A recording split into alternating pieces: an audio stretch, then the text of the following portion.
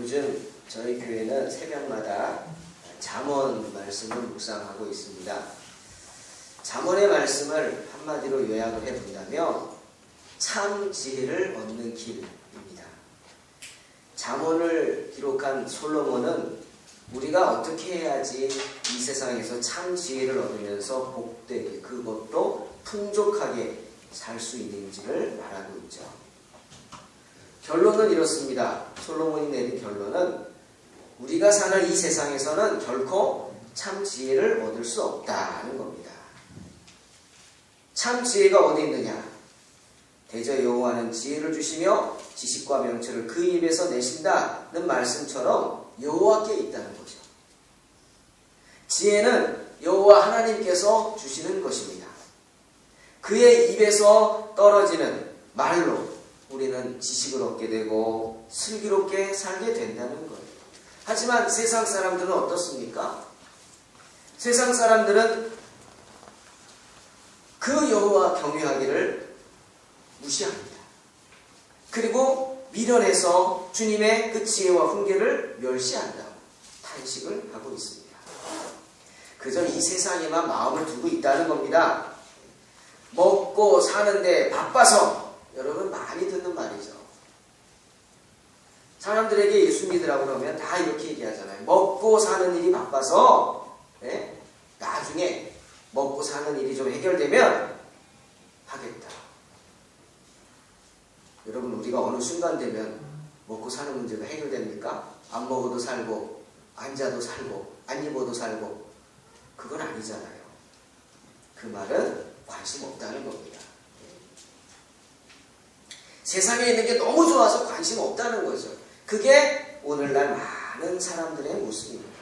심지어 어떤 분들은 그렇습니다. 하나님이 있으면 한번 나와보라 그래.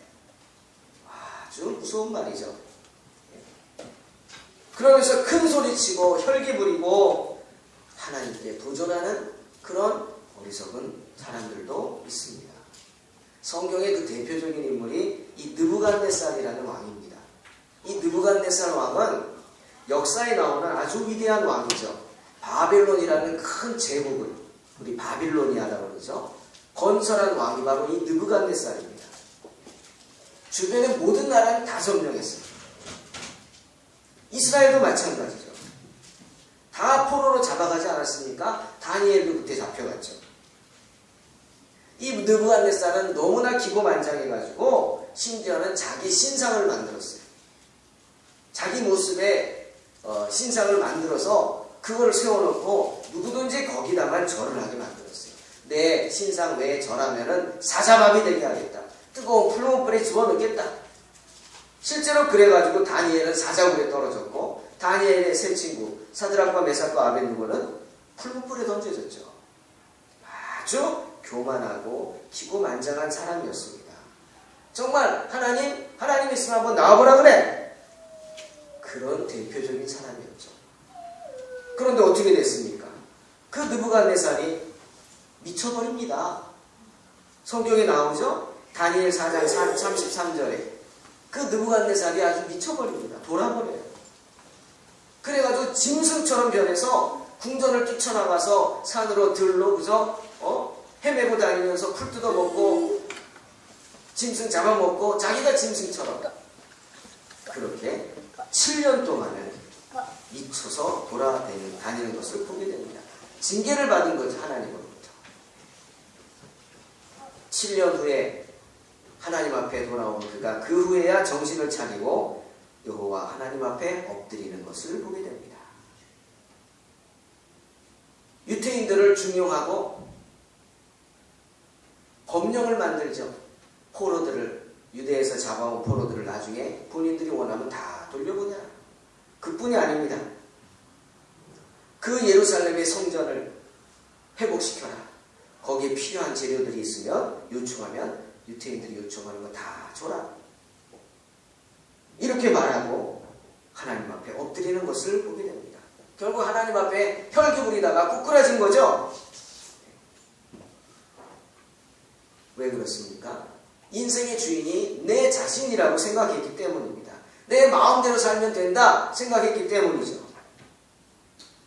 하나님은 그런 사람들의 모습을 뭐라고 해요? 소망 없는 사람들의 모습이다 라고 합니다. 제가 설교 준비하면서 그런 생각을 해봤어요. 요즘 고속도로 100km, 110km 뭐 이렇게 제한하죠. 뭐 요즘 승합차는 아예 100km로 제한해서 더 이상 못 달리게 그렇게 나온다 그래요. 만약 내가 고속도로를 속도 위반해서 막 130, 140 차가 좋으니까 속도감도 없잖아요. 막 그냥 막 달린다고 생각해보세요. 근데 앞서가던 차가 갑자기 브레이크를 탁 밟는다. 어떡합니까? 무시하고 그냥 갑니까? 그럼 들이받아버리잖아요. 큰일 나죠. 나도 밟아야 됩니다. 앞차가 밟으면 나도 밟아야 돼요. 앞차가 쓰면 나도 서야 합니다. 예전에 목회할 때 집사님 한 분이 계셔요. 참 열심히 신앙생활하고 남편 안수 집사님이고 잘하셨는데 어느 날 이분이 그만 큰 일을 당하고 맙니다. 운전하다가 사람을 쳐서 그만 죽고 말았어요. 왜 그랬느냐 보니까 앞차가 가다가 쓰드래요. 갑자기 앞차가 가다가 갑자기 쓰드래요. 그럼 어떻게 해야 돼요? 나도 서야지. 근데 이분은 앞차가 쓰는 거 보고는 에이 저 차 왜 그러지? 그러고 옆으로 빠져가지고 가다가 뭐예요? 사람 튀어나온 거 못 보고 그 차는 사람이 튀어나오는 걸 보고 쓴 거예요. 뒤따라오다가 쓰면 되는데 옆으로 나와가지고 이 차 왜 그래? 그러고 그냥 가다가 그 사람 못 보고 치였어요. 그래가지고 즉사했어요. 감옥 가죠. 뭐 과실치사. 감옥에 면회를 갔는데 막 손 붙잡고 우는 거예요. 어떡합니까? 어떻게? 정말 답답하더라고요. 그리고 야 이런 일이 누구에게나 있을 수 있구나. 그때부터 우리 교회에서는 그런 말 했어요. 앞차가 쓰면 쓰세요. 큰 교훈입니다. 앞차가 쓰면 쓰란 말이에요. 추월해서 갈 생각 하지 말고. 인생에서도 마찬가지. 어떤 문제가 생기면 나도 그것을 돌아보고 서야 돼요. 나는 아니야 하고 가면은 큰일 난다는 거죠. 여러분 쓰기 위해서는 어떻게 해야 돼요? 브레이크가 있어야죠. 브레이크가. 근데 내 차가 브레이크가 고장났다고 생각해보세요. 아니 브레이크가 아예 없다고 생각해보세요. 끔찍하죠. 상상하고 싶지도 않죠. 한 130, 140으로 달리다가 브레이크가 고장이 나고 그랬다. 뚝 끊기는 소리 난다. 아마 그때부터는 정신없을 겁니다. 분명히 잘못됐다라고 생각할 때는 멈춰야 돼요. 그런데 멈추고 싶어도 멈출 수가 없어요. 왜? 브레이크가 없으니까. 인생에 브레이크가 없으니까. 왜 인생에 브레이크가 없어요? 이 세상의 주인이 나라고 생각하기 때문에. 인생의 주인이 나라고 생각할 때 우리는 멈출 수가 없어요. 솔로몬은 그 얘기하는 거예요. 인생의 주인은 내가 아니다. 인생의 주인은 누구예요? 하나님이시다. 그거를 알라는 거죠. 그게 참 지혜다 라고 말하는 겁니다. 여러분 솔로몬은 잠언 19장 23절에서 또 이렇게 말합니다. 여호와를 경외하는 것은 사람으로 생명에 이르게 하는 것이다. 또 여호와를 경외하는 자는 족하게 지내고 재앙을 만나지 아니한다 말씀하시죠. 여호와를 경외하는 사람은 족하게 지낸대요. 여기서 족하게 지낸다는 히브리어는 사베아라는 뜻입니다. 이거는 가득하다는 거예요. 가득하고 아주 배가 부르다 이런 뜻이에요. 여호와 하나님을 경외하면 배가 부릅니다. 아멘? 부족함이 없다는 거죠. 여호와 하나님을 만나면 재앙도 만나지 않고 풍족하게 지낸다. 왜? 주님이 우리의 브레이크가 되어주시니까.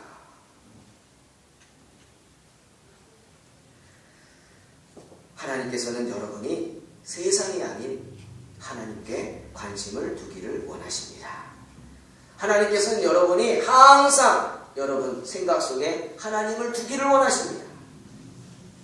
언제 어디서나 하나님만 생각하기를 원하십니다. 먼저 누굴 생각해요? 하나님을 생각하는 거죠. 풍족하게 되는 첫 번째 비결, 그것은 바로 참 지혜가 되신 주님을 만나는 것입니다. 여러분의 마음속에 항상 하나님을 염두에 두고 사는 거죠. 그런데 솔로몬은 또 하나 말하고 있습니다. 우리가 주님을 만나서 풍족하게 되는 축복을 얻기 위해서는 반드시 지켜야 할 것이 있다. 그게 뭐냐? 바로 우리의 입술이다 말합니다. 입술을 지켜라. 우리 입술에서 어떤 말이 나오면 안 돼요? 불평하는 소리가 나오면 안 된다. 낙심하는 말이 나오면 안 된다. 절망하는 말, 탄식의 소리 나오지 않게 하라.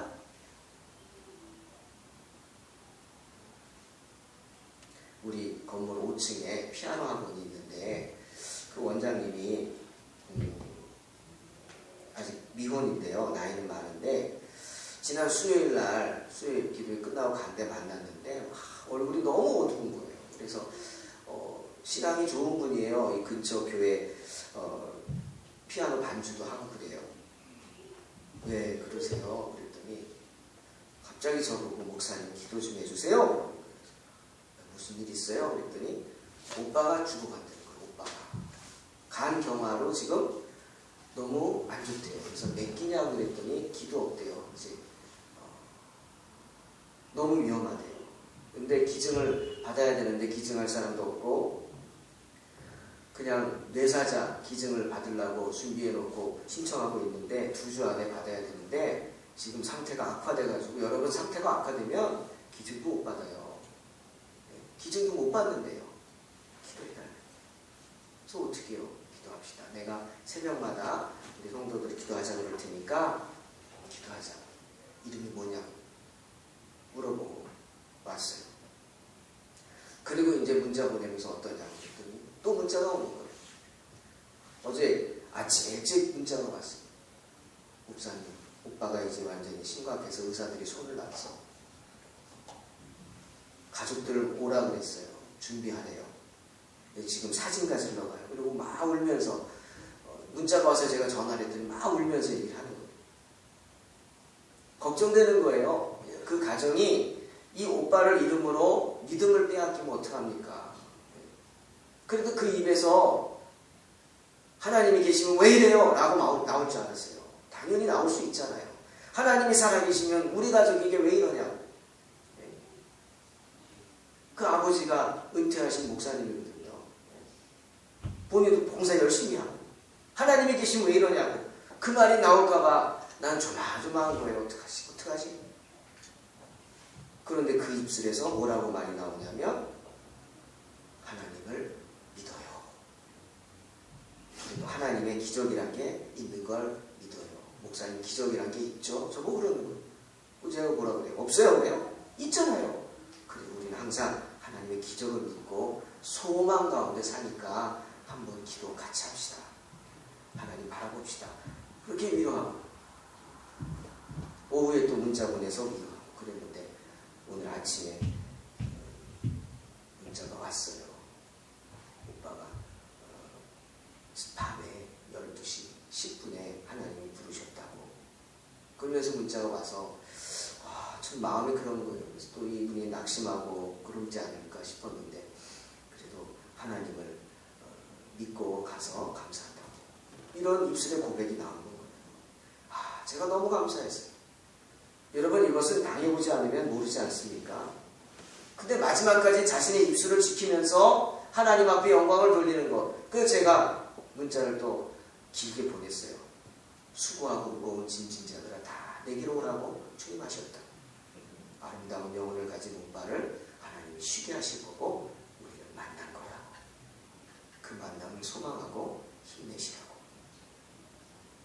여러분 우리의 입에서는 항상 하나님을 소망하는 말, 찬양하는 말이 나와야 합니다. 당장 내 마음에 들지 않는다고 원망과 불평의 말이 나오면 안 되죠. 야고보서에서도 샘에 비유하잖아요. 우리 입은 샘이다. 한 구멍에서 어찌 쓴물을 내겠느냐? 안 된다는 거죠. 입술을 지키라. 믿음을 갖고 있다면 믿음의 행동을 하라는 겁니다. 믿는 자답게 행동하라. 자기 혀를 잘 다스리라는 거죠. 하나님을 찬양하는 입술로 하나님을 원망하고 하나님을 저주하고 그게 되느냐 이거죠. 안 된다는 거예요. 끝까지 지켜야 된다. 우리의 입술을 지키라. 솔로몬도 잠언 10장 11절에서 의인의 입은 생명의 샘이다. 분명히 말하고 있는 겁니다. 입술에서 독을 내뱉는 게 아니라 소망의 말씀이 샘솟게 해야 한다고 말하는 것입니다. 말이 씨가 된다. 사람들이 말하지 않습니까? 맞습니다. 말이 씨가 될 수 있습니다. 때문에 항상 우리는 우리의 혀를 지켜야 합니다. 잘 된다, 잘 된다, 잘 된다 하면 잘 되는 줄로 믿습니다. 왜? 우리에게 소망이 있잖아요. 나는 참 바보 같기도 하고 어리석기도 하지만 나와 함께하는 주님은 능력의 주님 아닙니까? 그 주님께서 붙잡아 주실 줄로 믿습니다. 요즘 이렇게 잠언을 묵상하면서 저도 제 자신을 돌아봅니다.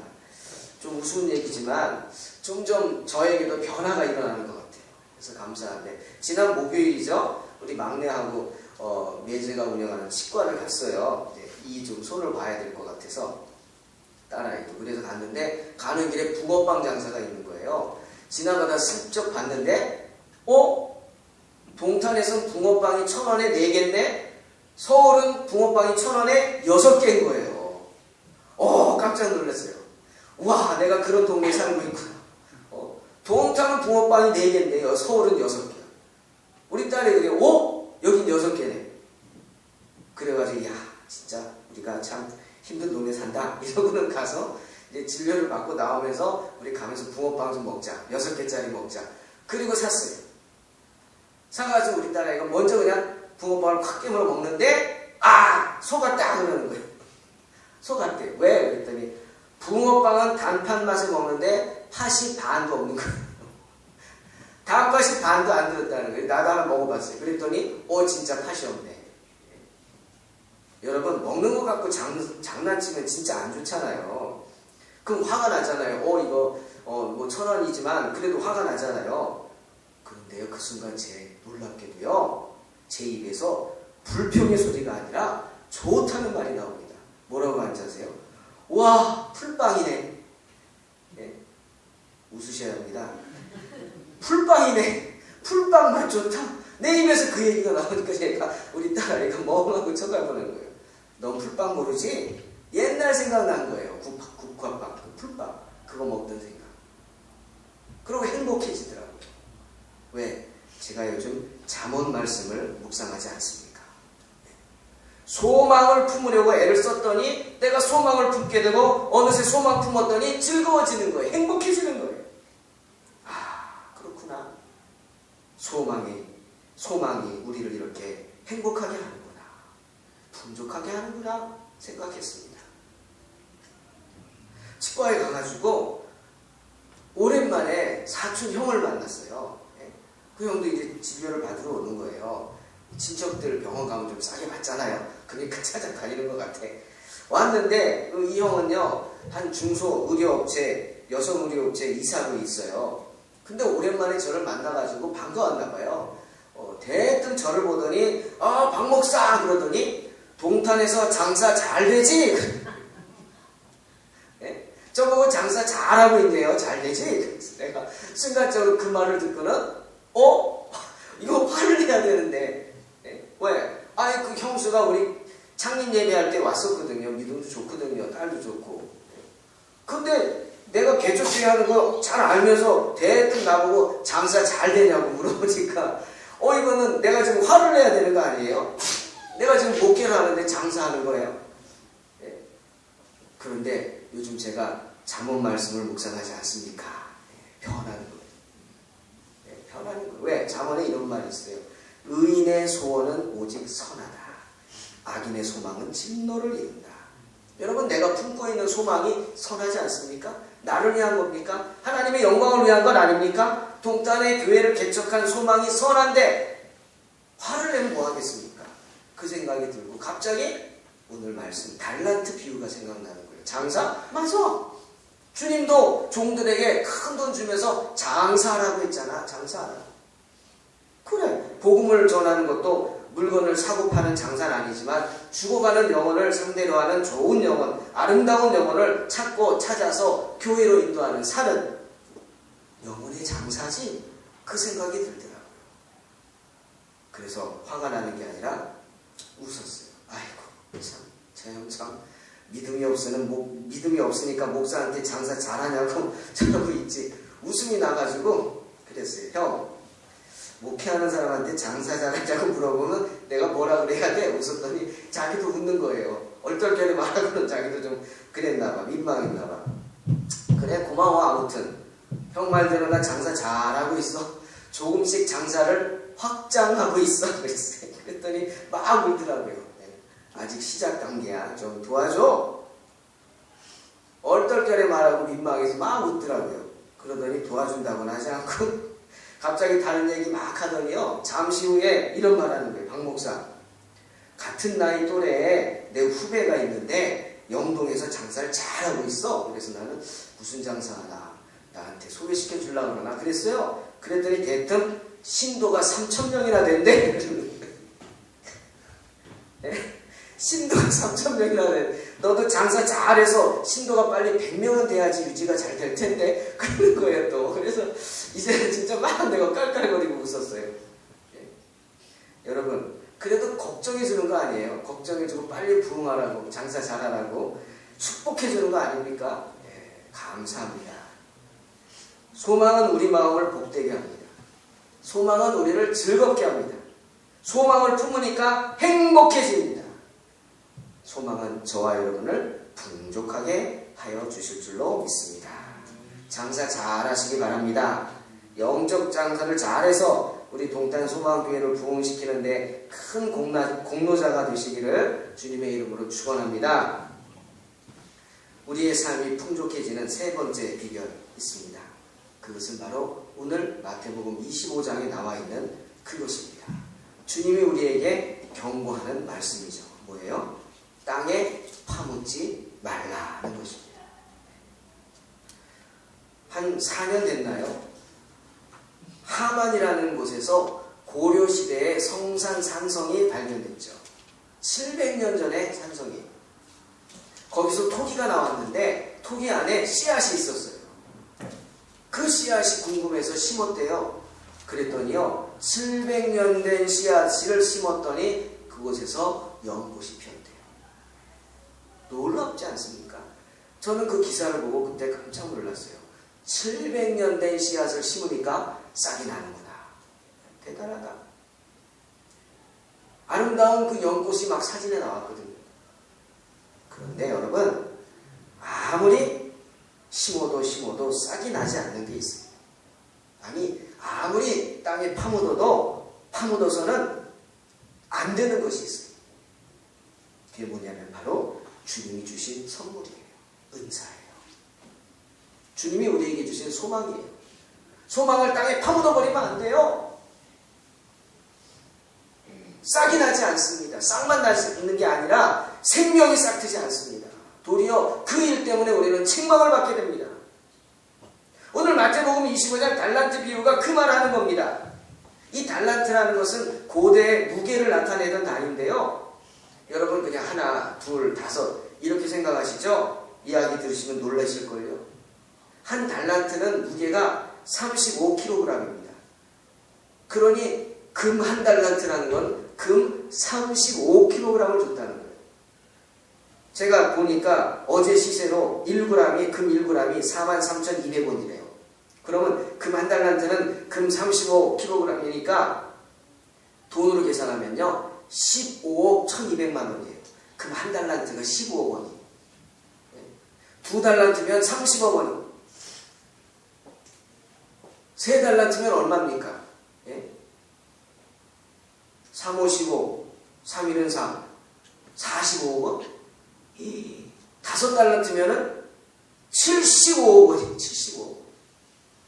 주인이 큰 돈을 준 거예요. 중셋을 불러서 한 사람은 75억 원을 주고 너 가서 사업해라. 장사해라. 한 사람은 30억 원을 주고 너 가서 장사해라.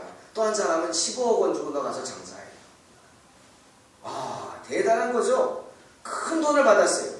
그런데 5달란트, 2달란트 받은 사람은 받자마자 나가서 장사했는데 한 달란트 받은 사람은 왜 그랬는지 장사하지 않고 몰래 가져다가 땅에다 파묻어버렸어요. 아무도 모르죠. 왜 그랬을까? 24절 보니까 내가 주인이 무서워서 그랬다 말합니다. 주인은 심지 않은 데서 거두는 사람이래요. 야, 진짜 무섭죠? 심지도 않았는데 달라 그래요. 거둬요. 뿌리지 않은 데서 모으는 분이래요. 아, 이거 참 무서운 분이구나.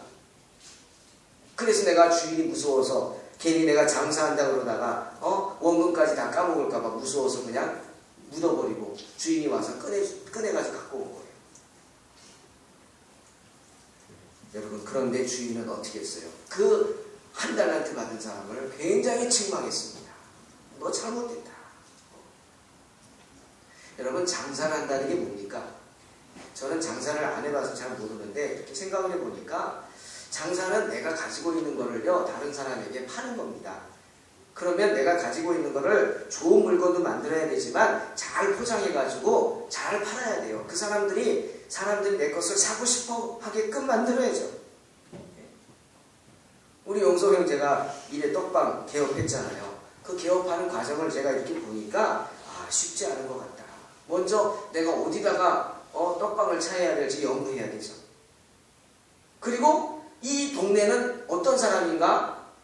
젊은 사람인가? 나이 드신 분들인가? 떡 같은 거 돈을 많이 쓰는 사람인가? 빵을 좋아하나? 이거를 파악해야 되고, 또 떡을 어떤 종류를 좋아하나? 고민해야죠. 개발해야죠. 힘들죠. 그런데 무엇보다 더 힘든 건 뭐냐면 제가 그 얘기를 듣고 정말 제일 힘든 게 뭡니까? 사람 상대하는 거다. 정말 기가 막힌 손님들이 있더라고요. 우리가 상대하기 힘든 손님들을 진상 손님이라고 그러는데 왜 진상이다. 그런 사람들이 있더라고요. 얘기를 들어보니까. 떡집이 아침에 바쁘잖아요. 막 떡하고 차려놓고. 그런데 어떤 한 아줌마가 항상 막 바쁘게 할 때 와가지고요. 떡을 막 집어넣는데요. 한 4개 집어넣는데요. 그러면은 하나에 2,000원씩 하면 10,000원이잖아요. 그럼 얼마 내야 돼요? 10,000원 주고 가야 되잖아요. 그런데 한 4개 집어넣고는 5,000원짜리 꺼내고 던지고 그냥 간대요. 왜? 계시니까 싸게 주라고.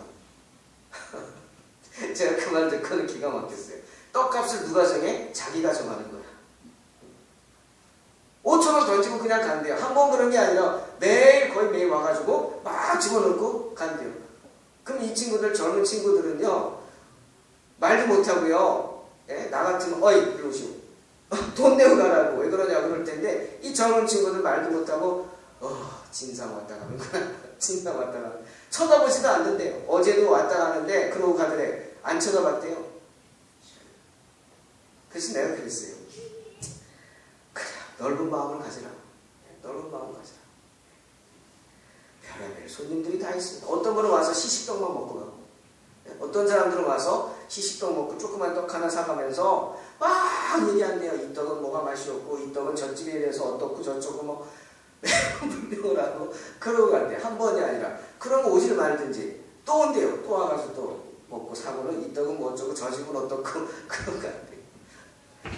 그래서 제가 이게 힘든 거구나. 사람 상대하는 게. 이 젊은 친구들이 참 힘들겠다 싶더라고요. 그래서 내가 지혜롭다고 칭찬해줬어요. 안 쳐다본다고 그래서. 여러분, 장사하는 게 다른 것도 어렵지만 이렇게 사람 상대하는 게 너무 힘들잖아요. 아마 이 한 달란트 받았던 사람은 그게 싫었던 것 같아. 그런 거 보고 싶지 않았던 것 같아. 그래서 그냥 아예 모르겠다 그냥 파묻어버리고 어림치했던 것 같아요. 하지만 주인이 와가지고 책망하잖아요. 너 그러려면 말이야 은행에라도 갖다 놓지. 15억 원을 은행에 넣어놓으면은 오래 있다 왔다 그랬는데 몇 년 있다 온 거 아닌가요? 이자가 얼마가 붙겠습니까? 근데 은행에 갖다 놓지도 않고 땅에 파묻었어. 아마 이 사람은 이렇게 말할지도 몰라요. 혹시 은행이 부도날까봐. 은행이 부도날까봐 걱정이 돼서 못했다고. 그럴 수도 있죠. 잘못된 거예요. 잘못된 거예요. 주인은 책망합니다. 약하고 게으른 종이라고. 이 사람의 죄가 뭡니까? 잘못이 뭐예요? 자기가 가지고 있는 것을 자기 것이라고 생각하는 거예요. 지금 자기가 가지고 있는 이 한 달란트, 이 15억이라는 큰 돈은 누구 돈이에요? 내 돈이 아니에요. 주인의 돈이에요. 주인이 나를 믿고 맡겨준 거예요. 그럼 어떻게 해야 돼요? 믿음을 배신하지 말아야지.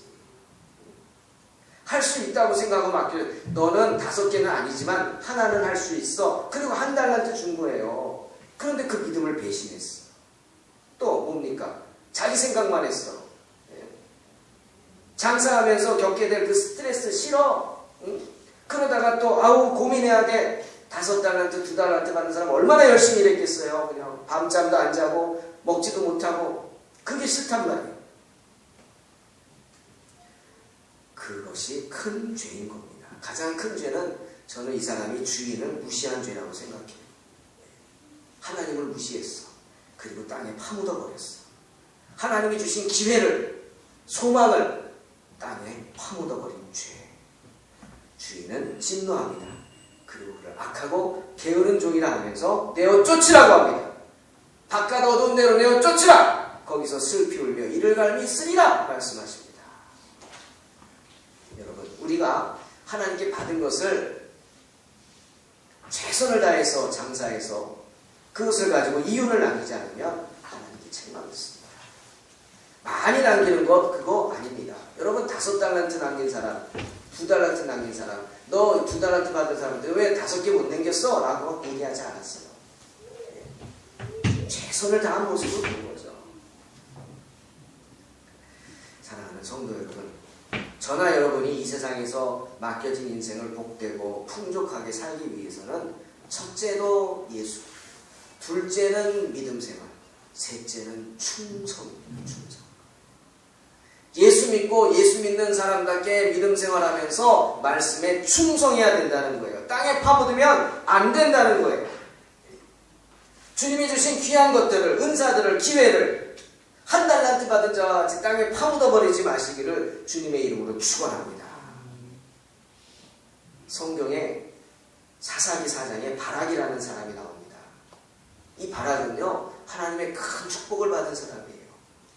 이스라엘이 가나안 종족으로부터 막 핍박당하고 어려움 당할 때 하나님이 많은 이스라엘 백성 중에 바락이라는 사람을 택했어요. 드보라 여선지자가 바락을 택해서 바락에게 말했어요. 하나님이 너를 쓰시려고자 한다. 하나님이 너에게 1만 명의 군사를 붙여주신다. 너를 위해 지금 1만 명이 대기하고 있다. 나가 싸워라 그랬어요. 그런데 이 바락이 뭐라고 그랬어요? 못한다 그랬어요. 못한다. 땅에 파묻어버렸어요. 나 못한다. 나 능력 없어 못한다.